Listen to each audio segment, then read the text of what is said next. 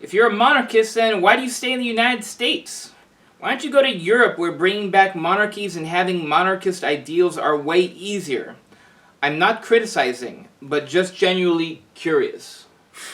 Well, that's a good question. It presupposes several different things at once, though. I could, if I was snarky, and I'm never snarky, No, not you. I would reply the way H.L. Mencken did, because he was always going on about how terrible the Puritanism of this country is and how stupid Americans are, so on and so forth. And inevitably, he would get the question, if you don't like it here, why don't you just leave? And his response was, well, that's like telling a season ticket holder at the circus that he has to go. I bought my ticket. I paid my taxes. I served in our armed forces. I bought my ticket, ladies and gentlemen. So you buy yours and we'll talk. But beyond that, there's the presupposition that love of this country and American patriotism necessarily means devotion to its institutions. And therein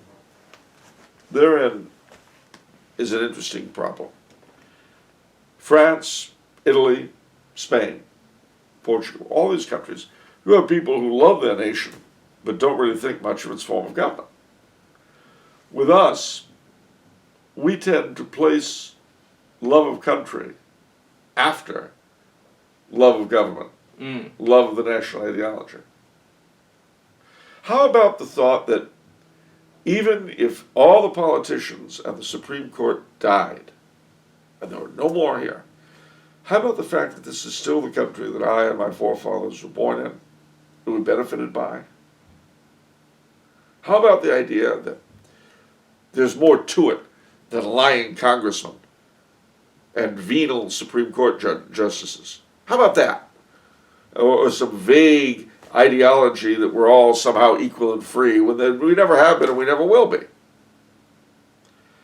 What if it's not the shining city on the hill?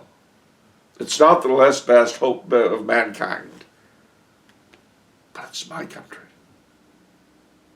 The one my fathers died for, that I would be willing to. How about that?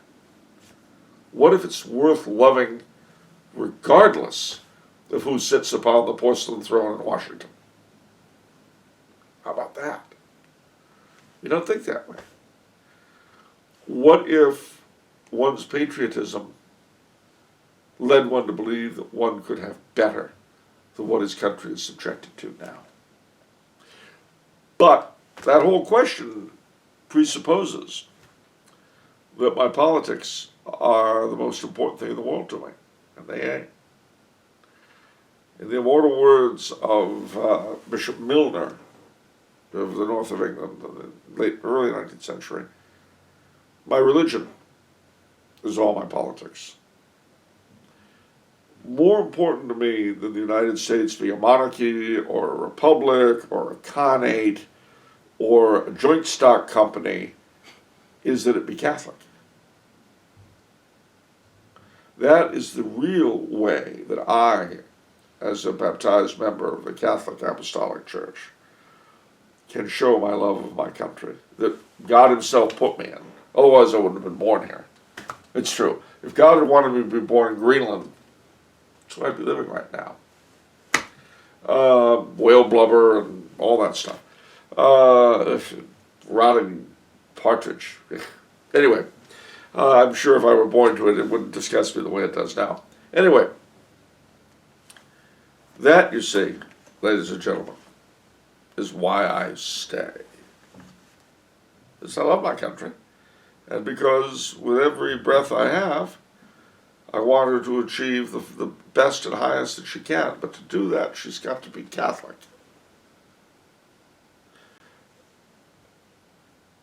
Before one really worries about the kind of government one has to worry about what kind of country one has.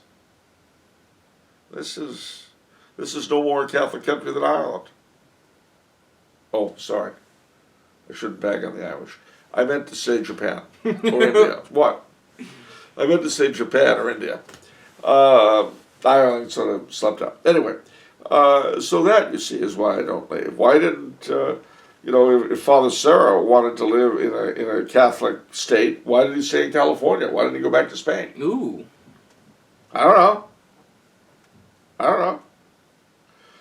Of course, if I wanted to be strictly political, I'd say if John Hancock didn't like living in a monarchy, why didn't he move to Venice?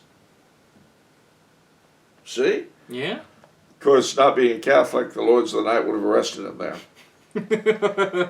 Why didn't he move to the Netherlands? That was a Protestant republic. Yeah, in those days it was a republic. Now it's a kingdom.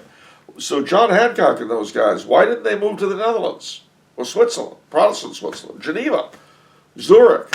Why didn't they move? Why didn't they get their tuckuses out of this horrible nation, this monarchy, and move out to a nice Protestant republic? And remember, one of the things that upset them about George III was his establishing the Catholic faith in Quebec under the Quebec Act. Their good Protestant consciences were aroused with horror. So you see, why did they stay when they should have gone someplace more in accord with their ideals?